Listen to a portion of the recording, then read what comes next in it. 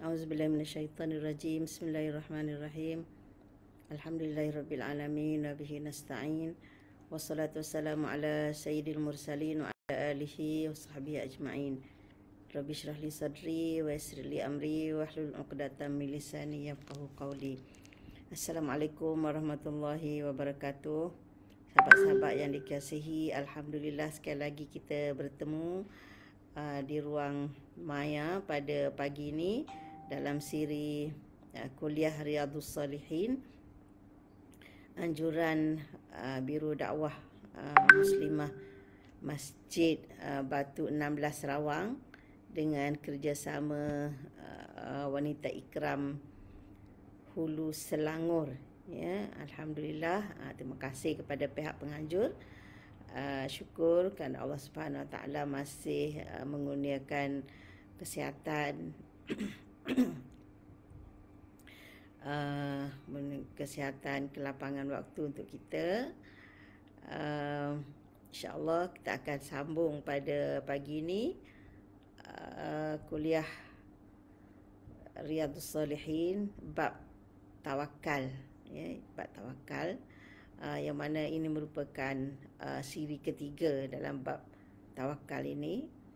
Dan ahlan wa sahlan kepada sahabat-sahabat yang berada di talian yang sedang menonton, dan sila war-warkan kepada kawan-kawan yang belum masuk. Ni nampaknya ahli jamaah masjid pun belum masuk lagi. Wanita Ikram pun agaknya dah terlupa. Nampak tak ramai yang berada di talian, ya. Tak apa, kita teruskan sebagaimana yang dijanjikan. Mudah-mudahan yang tak dapat join awal tu bolehlah tengok hujung-hujung, atau nanti boleh tengok balik rakaman, insya-Allah, ya, tak ada masalah. Sebab apa yang kita sampaikan ini akan dirakamkan, insya-Allah, ya. Okey, sebagaimana yang telah disebutkan bahawa hari ini kita akan sambung tajuk tawakal, yakin dan tawakal, ya, daripada kitab Riyadhus Salihin yang disusun oleh Imam An-Nawawi rahimahullah. Dan saya baca syarahnya yang disyarah oleh Muhammad bin Alan As-Siddiqi Asy-Syafi'i Al-Ash'ari Al-Makki. Ini yang menulis syarah Riyadhus Salihin ini, dinamakan kitab dia Dalilul Falihin, ya, Dalilul Falihin. Dia mensyarahkan hadis-hadis Riyadhus Salihin. Okey, kita teruskan, ya, hadis yang ketiga dalam bab tawakal. Yang ketiga daripada Ibn Abbas radhiyallahu anhuma, ya, an Ibn Abbas radhiyallahu anhuma, radhiyallahu anhuma, sebab dia dua-dua Muslim, ya, sahabat. Ibnu Abbas ni pun sahabat, dan ayahnya Abbas pun sahabat. Jadi kita doakan supaya Allah redha kepada mereka berdua, ya, anak dan ayah sekali. Jadi an Ibn Abbas radhiyallahu anhuma aidan qala, kata Ibnu Abbas, hasbunallahu wa ni'mal wakil. Ini dia tak kata Nabi ke bersabda ke apa, ya. Ini dia je yang berkata. Yang hadis yang seperti ini dia panggil hadis mauquf, ya, hadis mauquf. Maknanya dia tidak angkat kepada Nabi. Yang selalu dikata Nabi SAW bersabda gini kan. Yang ni tak ada disebut Nabi bersabda. Dia yang kata, ya. Qala, ya, ada Abdullah bin Abbas ini yang kata, hasbunallahu wa ni'mal wakil. Hasbunallahu wa ni'mal wakil. Ini satu zikir, satu doa, ya, satu ucapan yang memberi makna tawakal, ya. Hasbunallahu wa ni'mal wakil. Maknanya cukuplah bagi kami Allah dan wa ni'mal wakil, dan dialah sebaik-baik wakil, tempat kita menyerahkan diri. Jadi ini satu kita panggil, kita boleh kata doa ataupun zikir yang memberi maksud menyerahkan diri sepenuhnya kepada Allah Subhanahu wa taala. Jadi zikir ini, doa ini, hasbunallahu wa ni'mal wakil ni, kata Ibnu Abbas, qalaha Ibrahim sallallahu alaihi wasallam hina ulqiya finnar, ketika baginda dicampakkan ke dalam api. Semua kita sedia maklum, ya, Ibrahim alaihissalam dicampakkan ke dalam api oleh raja yang menentang dakwahnya pada ketika itu. Jadi bila dia hendak dicampakkan ke dalam api itu, maka apa daya dia? Ya. Sekejap ya.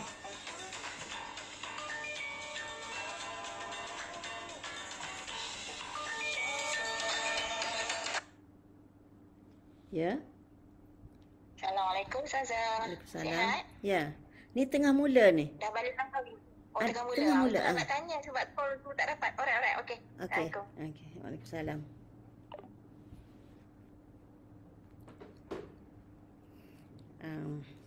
Ya, kita bayangkan ya, maknanya Nabi Ibrahim alaihissalam berdakwah dengan mengemukakan pelbagai-bagai hujah, ya, dengan cara dialognya, dengan cara macam-macam lah, orang kata habis daya lah, ya, di apa ni telah dilakukan oleh Nabi Ibrahim alaihissalam, ya. Antaranya, ya, baginda telah memecahkan patung-patung yang disembah oleh kaumnya, dan pecah itu dengan cara hujah, ya.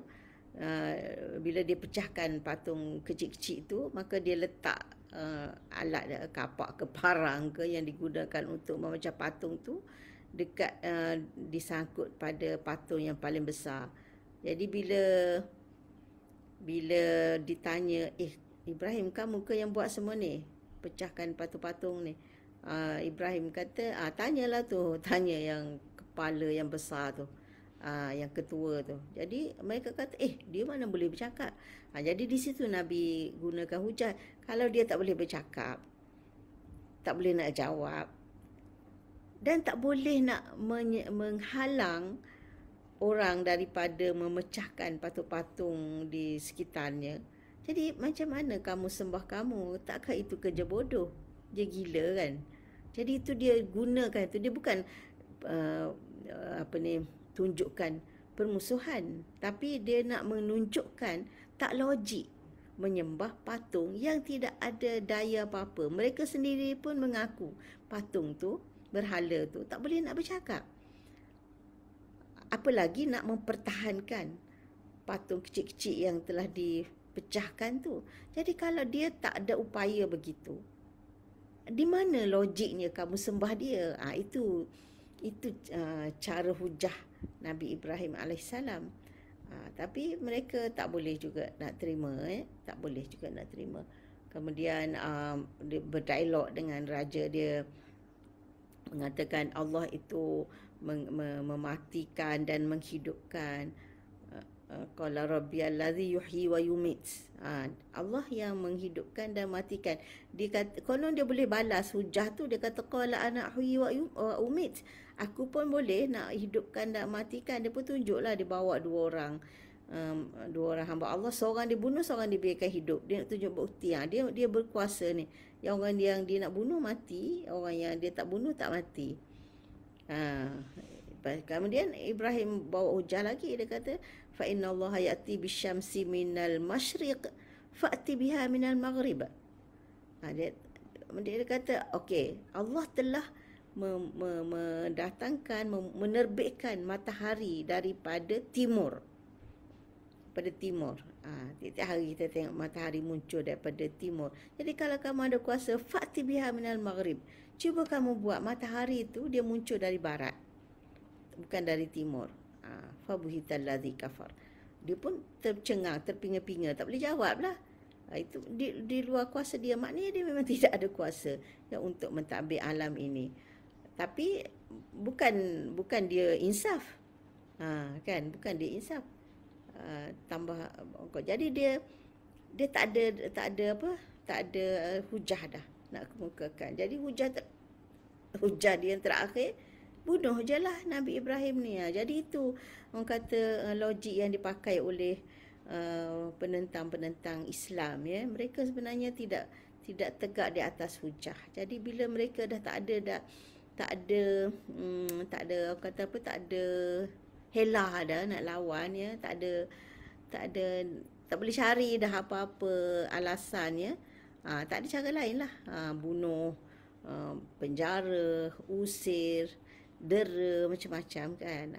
Jadi ini sunnah lah. Jadi macam itu pengajaran untuk kita lah kan.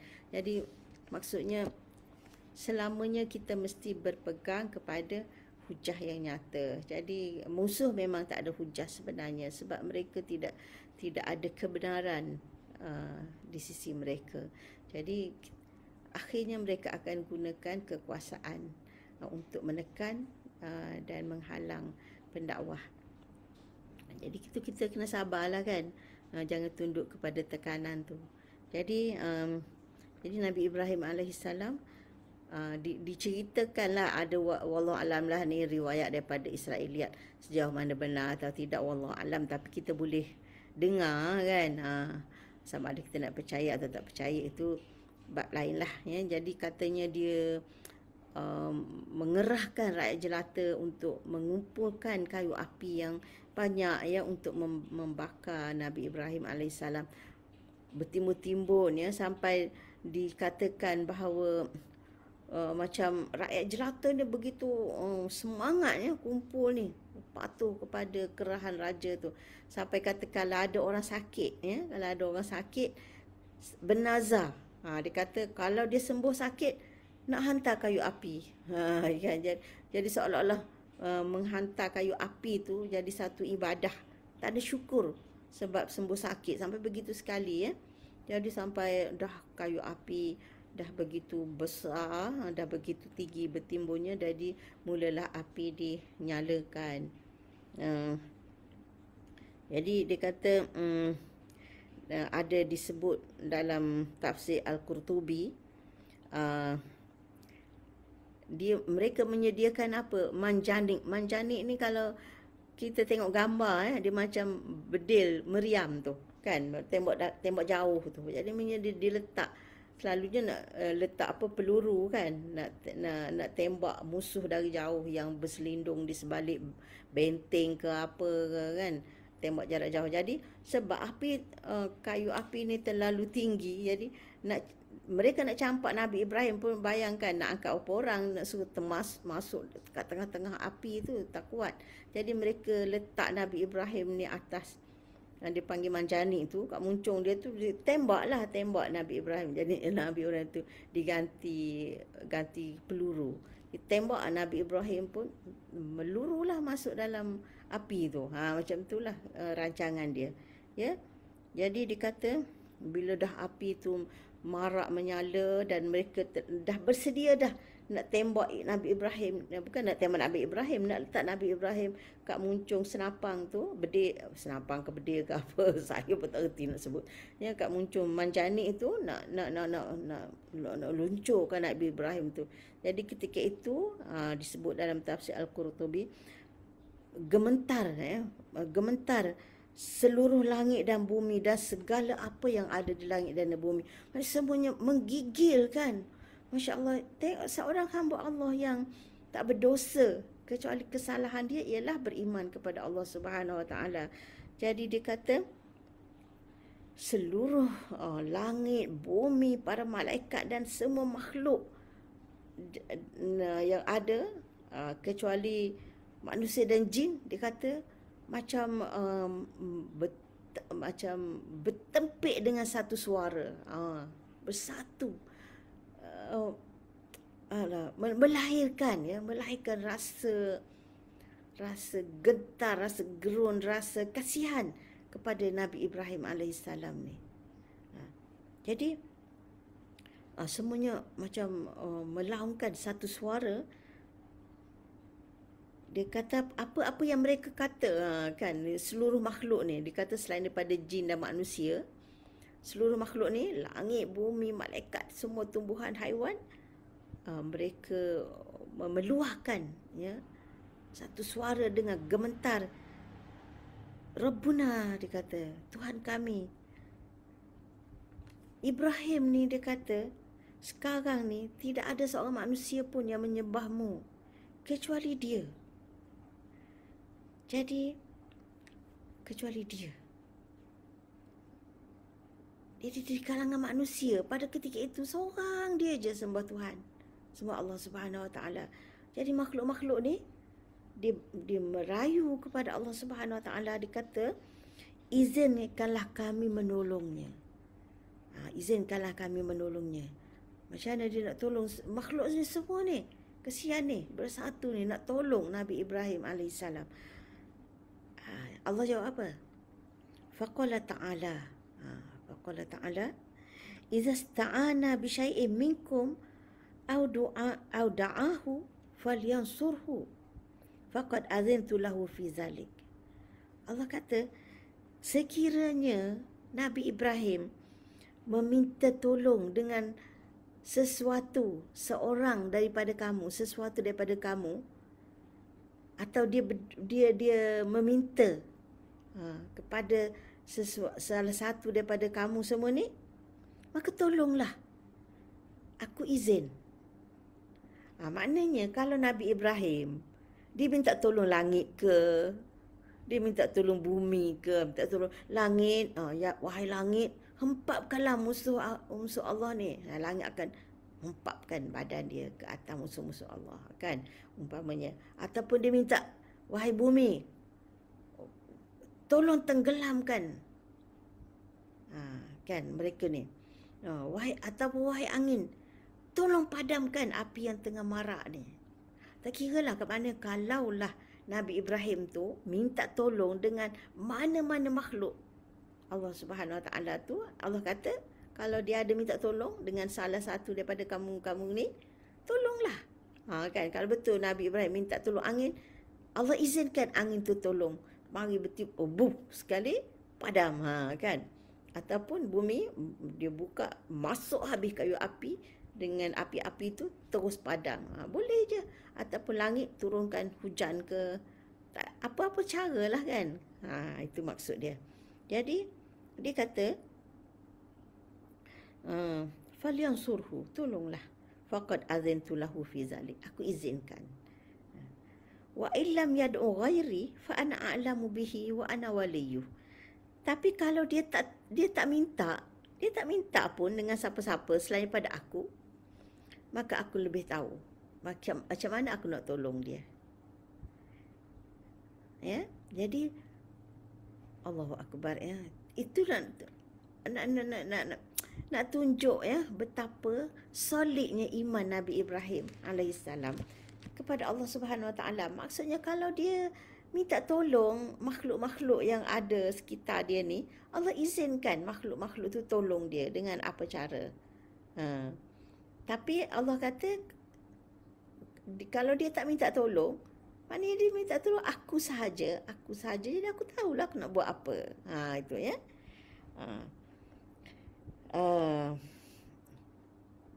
Falamma aradu ilqa'ahu finnar, bila mereka betul-betul dah nak ready ni, nak campak ni, ya, nak campak Nabi Ibrahim dalam api tu, atahu khazinul ma' wa huwa fil hawa. Datang tadi makhluk-makhluk ni minta pada Allah nak tolong, kan. Allah dah jawab. Allah kata, kalau dia minta tolong dengan kamu tolonglah, aku izin. Jadi sekarang ni mereka direct pula datang kepada Nabi Ibrahim. Siapa antara yang datang? Khazinul ma', penjaga air.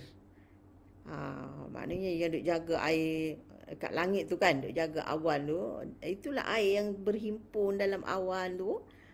Malaikat yang duk jaga sebelum Allah perintahkan hujan diturunkan. Jadi dia kata atahu khazinul ma' wa huwa fil hawa. Jadi penjaga air yang di udara tu datang. jumpa Ibrahim. Faqala, khazinul mak ni malaikat lah kan. Khazinul mak ni, penjaga air ni, ya Ibrahim, in aradta akhmatun nar bil ma'. Wahai Ibrahim, kamu nak tak aku padamkan api ini dengan air? Jadi ya Allah, dia dah offer macam tu kan. Macam kita pernah dengar cerita Nabi Muhammad sallallahu alaihi wasallam kan, yang di-offer oleh malaikat penjaga dua bukit, dua gunung Al-Akhsyabain, nak hempapkan ke atas penduduk Taif. Tapi Nabi tak izin kan. Jadi macam itulah. Jadi ni penjaga air ni, kalau kamu nak, aku akan turunkan air selebat-lebatnya, hujanlah selebat-lebatnya untuk memadamkan api ni. Jadi Nabi Ibrahim jawab apa? Faqala la hajata li fika. Aku tak berhajat kepada kamu. Tak berhajat. Fa'atahu malikur rih. Datang pula malaikat yang jaga angin. Faqala law syi'ta tayyartun nar. Kalau kamu nak, aku akan terbangkan api ni. Jadi maknanya dia akan bawa api ni pergi ke tempat lain kan. Padamlah dari sini, bawa terbangkan api ke tempat lain. Faqala la. Nabi Ibrahim pun jawab tidak.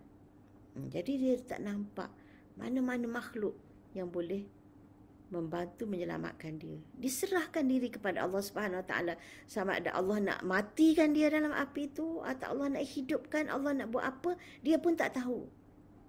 Sepenuhnya diserah pada Allah Subhanahu Wa Taala. Thumma rafa'a ra'sahu ila sama' faqala. Dia cuma mendongakkan kepalanya ke atas, lalu berkata, Allahumma antal wahidu fis sama' wa anal wahidu fil ard. Ya Allah, engkaulah satu-satunya di langit sana. Makna di atas lah kan. Wa anal wahidu fil ard. Dan aku seorang diri di bumi ini. Tak ada siapa yang sembah Allah ketika itu kecuali dia seorang. Dan Allah satu-satunya yang dia sembah. Jadi maknanya satu dengan satulah. Hanya Allah je tempat dia bergantung. Dan di bumi ini tak ada yang sembah Allah kecuali dia. Laisa ahadun ya'buduka ghairi. Dia kata tidak ada seorang pun yang sembah engkau melainkan aku. Jadi hasbi Allahu wa ni'mal wakil. Mana cukuplah bagi aku Allah dan wa ni'mal wakil. Dia Allah lah sebaik-baik tempat dia bertawakal, berserah diri. Okey, jadi apa yang berlaku bila Ibrahim dengan bulat ya, dengan penuh dengan solidnya ya, dengan penuh dengan bulat hati, tak berbelah bagi, yakin bahawa Allah lah satu-satunya yang menolongnya. Qulna ya narukuni bardan wa salaman ala Ibrahim. Ya Allah perintahkan api direct. Tak payahlah nak mari makhluk lain nak tolong, angin nak terbangkan ke awan nak turunkan hujan ke, bumi nak tenggelamkan ke apa, tak payah kan. Allah cuma perintahkan api itu saja, sebab api itu makhluk Allah.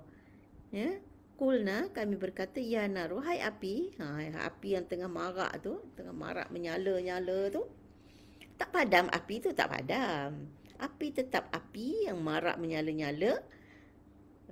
Cuma Allah perintahkan supaya dia tukar tabiat dia. Daripada panas, jadi sejuk, bardan. Bukan sangat sejuk. Kalau sejuk saja, nanti sejuk tu pula akan memudaratkan. Kan? Sebab kalau dah, bagaimana kalau duduk dalam air batu tu kan? Jadi beku, kaku kan? Jadi bukan saja bardan, tapi salaman, wasalaman, sejahtera. Jadi nyaman. Jadi ya, bagaimana mereka pun terus melaksanakan misi mereka, menembak, melepaskan Ibrahim tu, macam dia lepaskan peluru tu, Ibrahim pun jatuh berdebuk dalam api tu. dengan perintah Allah Subhanahu Wa Taala, api makhluk Allah yang patuh kepada tuan dia, itu Allah Subhanahu Wa Taala, api jadi sejuk kepada Ibrahim. Kan, bardan sejuk, dan bukan sangat sejuk, wasalaman, sejahtera, nyaman. Nabi Ibrahim kata dia tak pernah rasa nyaman hidup atas dunia ni, lebih daripada dia rasa nyaman berada dalam api yang marak tu. Masya Allah, langsung tak sentuh sebab dia tak panas, kan, dia jadi sejuk dan selamat. Jadi dia duduk dalam tu dengan penuh nyamannya, sampailah api terpadam semua, selamat, tak ada apa. Jadi Allahu Akbar. Jadi maknanya di sini power zikir ni bukan setakat kita cakap kat bibir. Jadi contohnya Nabi Ibrahim AS memang dia betul-betul menyerah diri pada Allah Subhanahu Wa Taala, tidak bergantung kepada apa-apa pun, walaupun dia boleh minta tolong dengan sekalian makhluk Allah. Dan Allah pun dah izinkan makhluk-makhluk menolongnya, tapi tengok dia menyerah diri kepada Allah Subhanahu Wa Taala.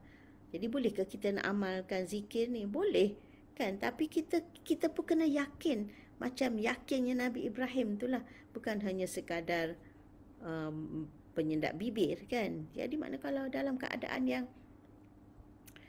yang tertekan, tak ada daya upaya, tak boleh tak nampak jalan nak ikhtiar, ataupun dah ikhtiar habis dah, habis cara dah ikhtiar, dah semua jalan dah bungkam dah, tertutup dah. Jadi inilah dia zikir yang kita kena ingat, ya. Hasbunallahu wa ni'mal wakil.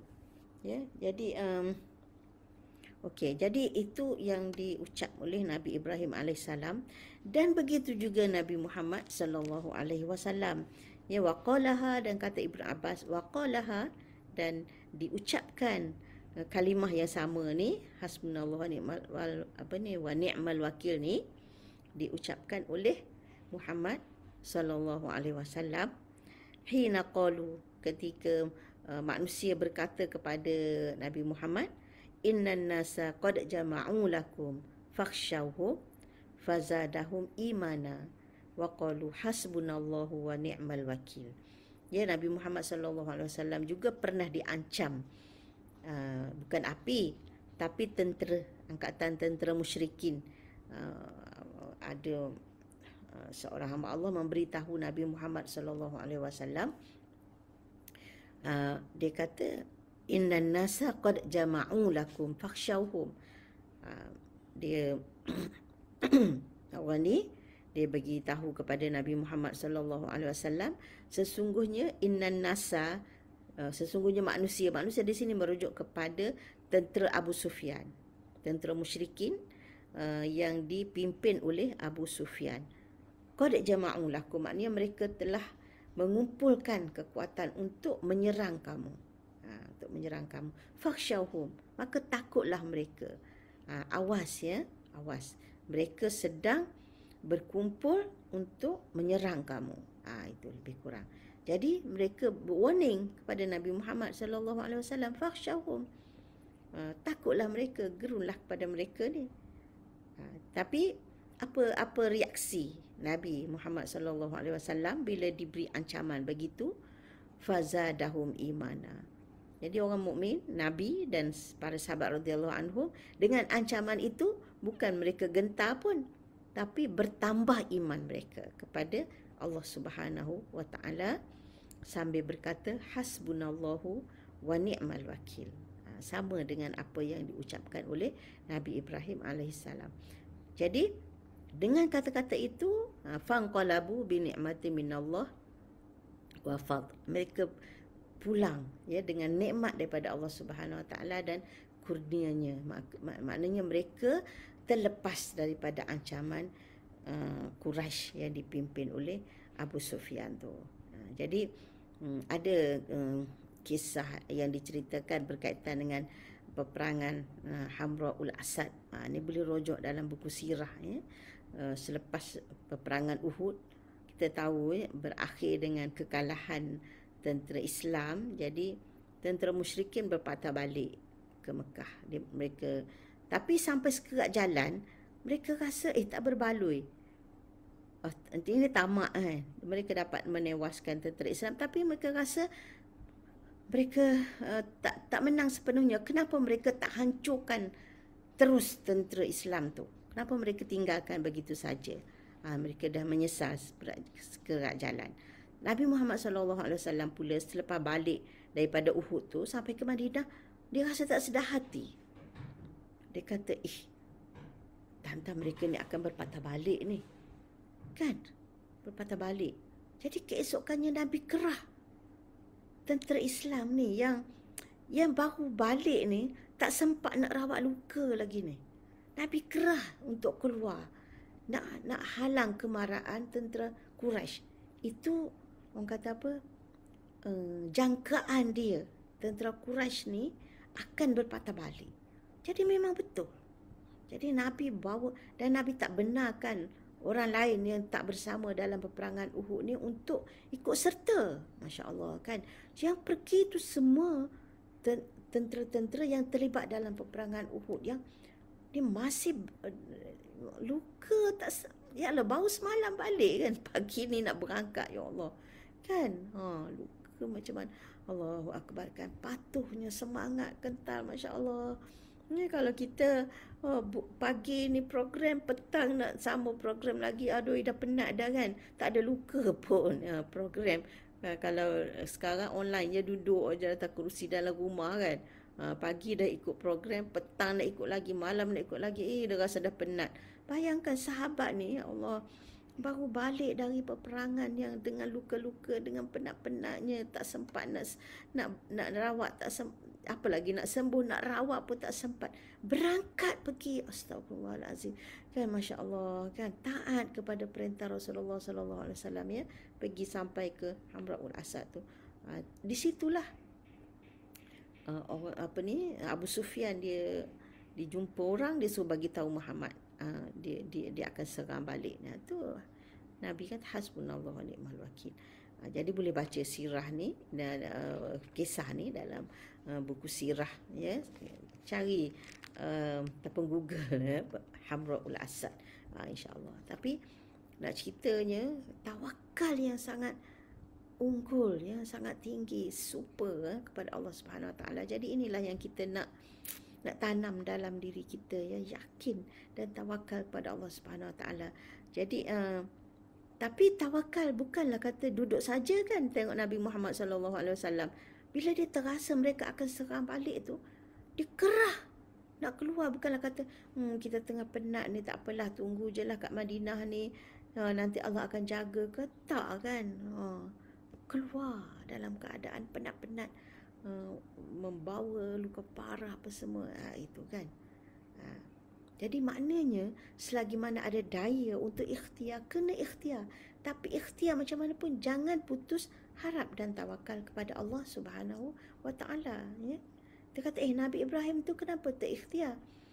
Jadi sebab dia dah tak ada daya, dia seorang-seorang. Nak kumpul apa kan? Tapi dia tak nak minta daripada alam ni secara langsung, sebab takut nanti hilang pergantungannya yang direct kepada Allah Subhanahu Wa Taala. Okey, ada satu ini riwayat sahih dalam Bukhari, kata masa api tengah marak nak membakar Nabi Ibrahim tu, semua binatang-binatang berusaha untuk memadamkan api. Semua binatang, dia kata, kecuali satu je jenis binatang yang dia tolong marakkan, cicak. Sebab tu disunatkan bunuh cicak. Sebab binatang-binatang lain semua berikhtiar nak tolong padamkan. Nabi Ibrahim tak minta tolong pun kan. Tapi maknanya mereka berusaha untuk menolong, padamkan dengan usaha yang walaupun sedikit. Kecuali cicak. Dia bukan nak tolong padam, tapi tolong hembuskan supaya lebih marak. Masya Allah. Jadi di situ pun kita dapat belajar. Jadi ikhtiar tu tak semestinya kita boleh buat banyak. Apa yang terdaya yang ada pada kita cuba ikhtiar. Tapi jangan putus harap dengan Allah Subhanahu Wa Taala. Walaupun kita tak mampu buat lebih, kita buat sedaya mampu kita, dan kita serah pada Allah Subhanahu Wa Taala. Ataupun kalau kita mampu buat lebih pun, jangan pula rasa aku dah cukup dah. Kan tak boleh juga. Jadi maknanya kita tak boleh menyerah ataupun berserah kepada ikhtiar kita tu. Kita buat sedaya mampu kita, sama ada sikit ke banyak ke yang kita boleh buat, kita buat, kita ikhtiar. Tapi jangan bergantung kepada ikhtiar kita tu. Jadi ikhtiar itu adalah sunnah. Tak boleh tak ikhtiar, kena ikhtiar. Tapi bergantung kepada ikhtiar itu salah. Kena bergantung kepada Allah Subhanahu Wa Taala. Jadi ini orang kata adunan, adunan manusiawi, kudrat manusia dengan keimanan yang total kepada Allah Subhanahu Wa Taala. Allah nak ajar kita begitu. Dia kata apa yang payah sangat belik-belik ni kan. Dah serah pada Allah, serah ajalah. Buat apa nak ikhtiar-ikhtiar. Allah nak didik kita begitu. Kan, nak didik kita supaya sentiasa yakin kepadanya dalam batas kemanusiaan kita. Jadi kita sebagai manusia, kita diberi akal untuk berusaha. Tapi pada masa yang sama, kita tidak boleh menyerah diri atau bergantung kepada ikhtiar kita. Jadi sebab itu kita dalam segala usaha kita mula dengan bismillah, bukan? Bismillah. Walaupun perkara yang sangat kecil kan, kita mula dengan bismillah. Itu maknanya bismillah itu adalah satu daripada manifestasi tawakal kita kepada Allah Subhanahu Wa Taala, di mana kita yakin dan percaya tidak akan berjaya usaha kita kecuali dengan izin Allah, dengan pertolongan Allah Subhanahu Wa Taala, ya. Jadi jangan lupa zikir ni, hasbunallahu wa ni'mal wakil. Ya, hasbunallahu wa ni'mal wakil. Jadi untuk menyokong hujah ini, ada satu riwayat yang diceritakan oleh yang dinakalkan oleh Ibnu Katsir dalam tafsirnya, iaitu daripada yang diriwayat oleh Imam Ahmad Ibnu Hanbal daripada Auf bin Malik, menceritakan bahawa Nabi SAW, baginda telah membicarakan dua orang yang bertelagah lah, wallahu alam lah, dia tak sebut kes apa ni. Jadi ada dua orang bertelagah datang menghadap Nabi SAW untuk dibicarakan. Jadi Nabi, dia manusia kan, dia cuma menetapkan hukuman berdasarkan bukti yang ada di depan dia, keterangan-keterangan yang disampaikan kepada baginda. Baginda tak tahu yang mana betul yang mana salah kan, sebab yalah kadang-kadang orang depan hakim ni dia pandai berhujah kan.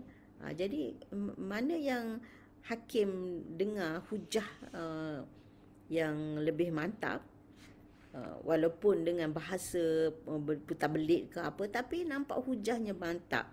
Jadi itulah yang keputusan yang dibuat oleh hakim. Jadi Nabi, bila mereka berdua ni berhujah lagi, akhirnya Nabi putuskanlah mengeluarkan penghakimannya, keputusannya. Jadi bila Nabi keluarkan keputusan tu, orang yang kalah ni berkata, ya, sambil dia meninggalkan majlis tu sambil berkata, hasbiyallahu wa ni'mal wakil. Hasbiyallahu wa ni'mal wakil. Jadi Nabi dengar ucapan orang tu. Jadi Nabi pun dia kata, radu alayya rajul. Dia kata, panggil orang tu balik. Panggil lelaki tu balik. Jadi Nabi kata, apa yang kamu kata tadi?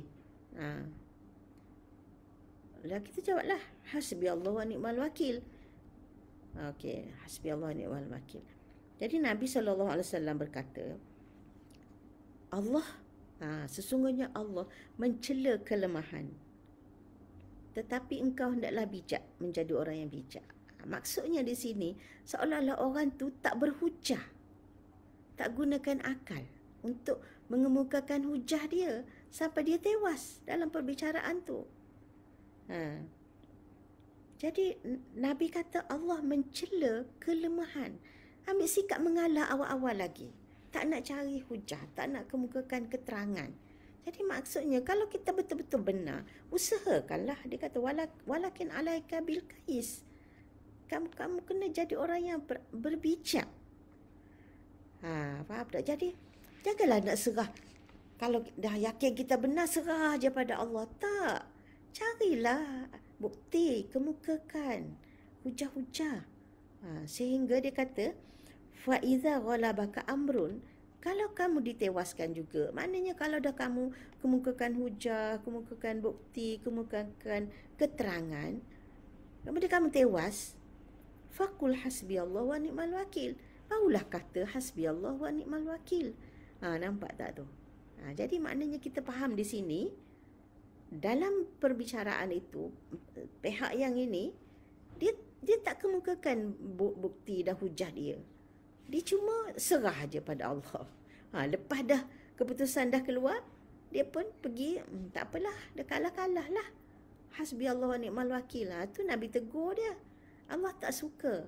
Ya, Allah mencela orang yang mencela kelemahan. Ambil sikap lemah tu. Menyerah kalah sebelum berhujah. Walakin alaika bil kais. Kamu kena bijak kan? Bijak. Maknanya guna akal lah. Guna akal. Kemukakanlah buktinya kan. Carilah hujah semua. Jangan menyerah. Kalau kalah juga, faiza ghalabaka amrun.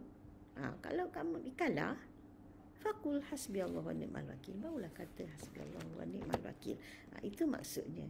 Kan? Jadi maknanya, apalagi kalau kita yakin kita ni benar, akan kumpulkan segala bukti yang menunjukkan kita ni berada di pihak yang benar. Tapi kalau tak berjaya juga, itu hasbiyallahu wa ni'mal wakil. Jadi boleh hasbiyallahu wa ni'mal wakil ataupun hasbunallahu wa ni'mal wakil. Hasbiyah tu maknanya untuk seorang, saya, cukup untuk saya, untuk diriku, Allah. Dan Allah sebaik-baik tempat menserah. Ataupun hasbuna pun tak apa. Hasbuna tu maknanya kami. Dua-duanya boleh. Tapi kena yakin ya.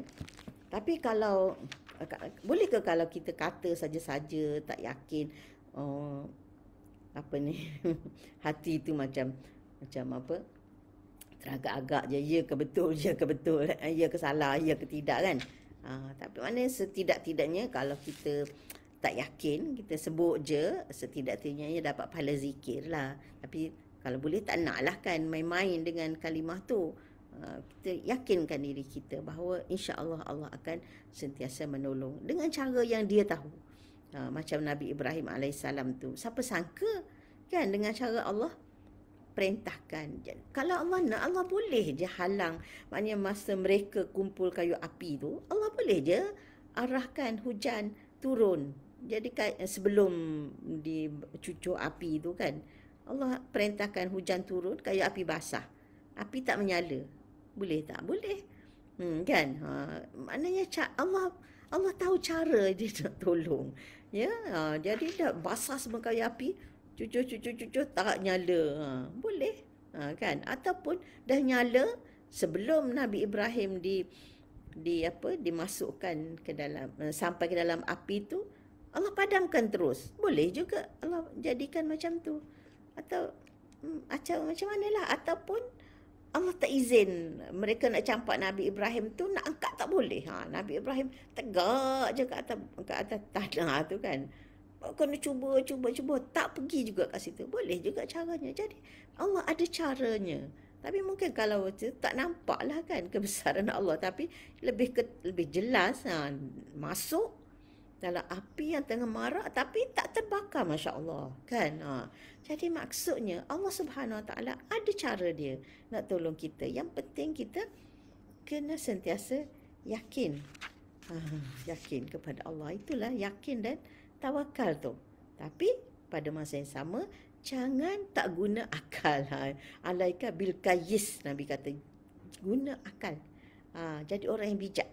Jangan jadi lemah. Allah cela. Allah tak suka kita menyerah diri. Kan? Tu boleh ya. Okey.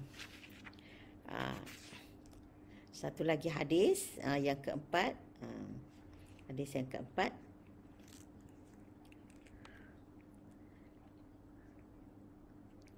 Ni ada soalan ke? Maaf Ustazah, FB saya masalah. Tadi lama tunggu. Ustazah, ada juga saya dengar doa tersebut disambung dengan Ni'mal Maula wa Ni'mal Nasir. Okey, dalam hadis ni tak ada, tapi ada dalam Quran.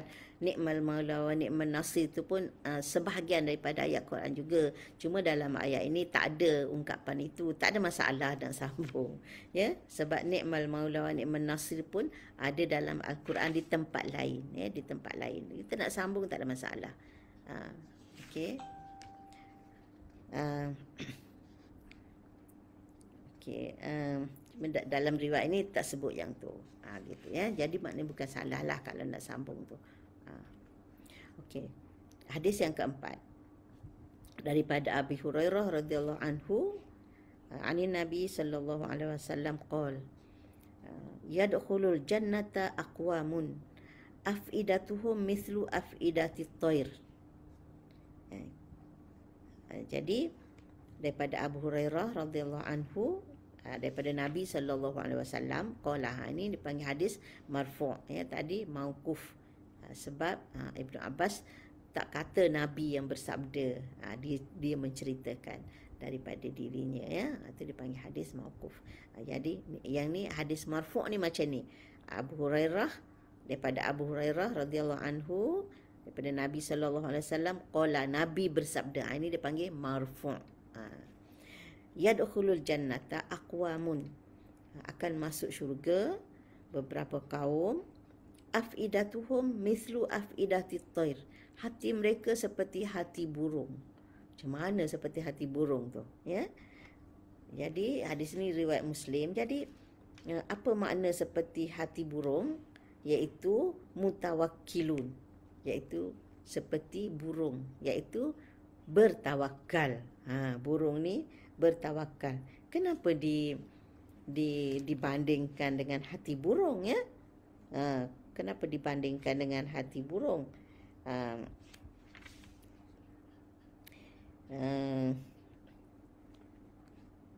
Iaitu bertawakal.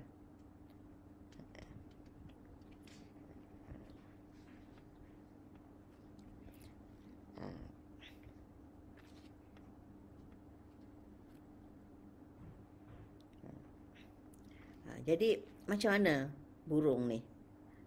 Pagi-pagi dia buat apa? Dia keluar dari tempat dia kan, pergi cari rezeki. Jadi dia pergi terbang cari rezeki dengan tawakal kepada Allah Subhanahu Wa Taala. Jadi itu nak buat bandingan. Maknanya dia cari rezeki, dia pergi cari rezeki. Tengok burung tu. Dia bukanlah duduk je kalau bertinggi atas dahan tu, tenggek tunggulah datang rezeki. Bukan, kan? Dia keluar pergi cari rezeki. Dalam hadis lain dia sebut, dia kata dia keluar perut kosong, balik perut penuh, balik kenyang. Jadi maknanya setiap orang daripada kita kena berusaha macam burung dan bertawakal pada Allah Subhanahu Wa Taala. Kita pun tak tahu burung ni tawakal macam mana, sebab kita, yalah, mana kita nak tahu kan hati burung ni. Tapi Nabi sallallahu alaihi wasallam tahulah melalui wahyu daripada Allah Subhanahu Wa Taala.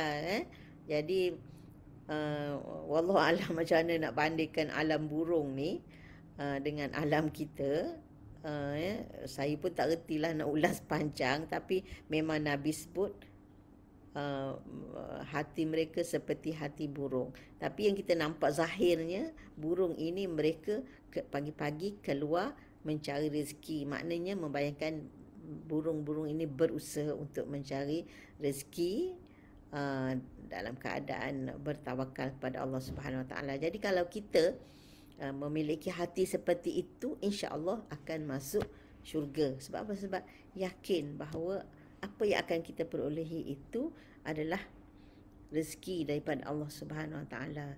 Sahabat-sahabat, kalau semua orang yakin macam ni, maknanya tak adalah putus asa ataupun dia tak bergantung kepada makhluk.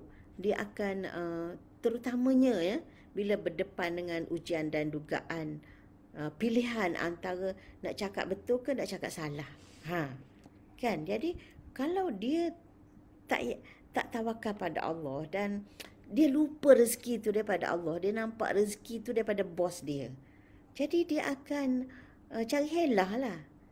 Kalau katakan berdepan dengan suasana, kalau dia cakap benar, dia nanti bos akan potong gaji ke, bos akan buang kerja ke, bos akan ambil tindakan ke apa, dia akan sanggup cakap bohong tu. Kan? Dia akan sanggup menipu sebab dia nampak rezeki di tangan bos. Dia nampak rezeki pada gaji dia tu. Tapi kalau dia ingat rezeki di tangan Allah, bos nak buat apa pun tidak akan menjejaskan rezeki yang Allah dah tetapkan untuknya. Kan? Itu maksudnya. Jadi orang yang yakin rezeki di tangan Allah, dia tidak akan menggadaikan prinsip yang dipegang. Dia tidak akan menggadaikan kebenaran. Dia tidak akan melakukan apa yang bercanggah dengan kebenaran. Itu beza, kan? Itu beza sebab katakan kalau dia gaji dia kena potong ke, dia kena buang kerja ke, dia yakin macam tukang sihir Firaun, kan? Bila Firaun ugut dia akan dipotong tangan, kaki akan disalib, dia kata faqdi ma anta qadin innama taqdi hadhil hayatad dunya.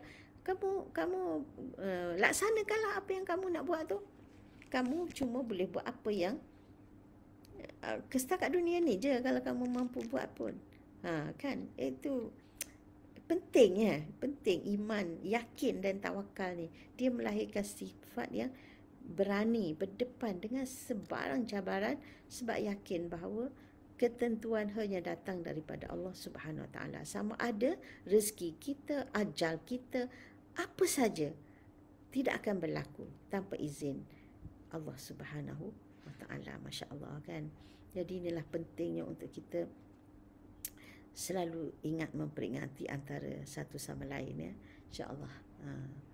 Jadi untuk hari ini takat tu dulu. InsyaAllah kita sempat baca 2 hadis, iaitu hadis yang ketiga dan hadis yang keempat, yang mudah-mudahan memantapkan iman dan keyakinan kita kepada Allah Subhanahu Wa Taala, supaya Allah sentiasa jaga hati kita, iman kita, keyakinan kita kepada Allah Subhanahu Wa Taala semata-mata, ya, menjadikan kita sentiasa berdiri menegakkan kebenaran dan tidak ada tolak ansur dengan kebatilan dan kepalsuan. Walaupun godaan dunia, ya, seluruh dunia datang menggoda kita, ya, kita tidak akan bertolak ansur, ya, dengan kebenaran dan kita pegang, insya-Allah, ya. Jadi sebelum berakhir, kita tengok ada tak soalan. Okey, tak ada. Adakah soalan sebelum nak tutup ni? Saya tak nampak ni soalan ni. Tengok-tengok, dah scroll tengok ni, belum. Tak ada soalan, ya. Okey, kalau tak ada soalan, insya-Allah mohon maaf jika ada salah dan silap. Terima kasih kerana sudi bersama-sama pada pagi ini. Insya-Allah jika panjang umur, kita jumpa lagi pada siri yang akan datang, ya. Ingat bab tawakal ni baru sampai hadis yang keempat. Banyak lagi hadis dalam bab tawakal ni. Sampai berapa, ya? Sampai banyak nampaknya ni hadis dalam bab tawakal ni, ya. Sampai hadis yang ke-11. Ni cerita awal lah supaya sahabat-sahabat tertunggu-tunggu nak dengar sambungan, kan. InsyaAllah. Okey, kita berhenti dulu takat ni. Terima kasih semua. Wassalamualaikum warahmatullahi wabarakatuh.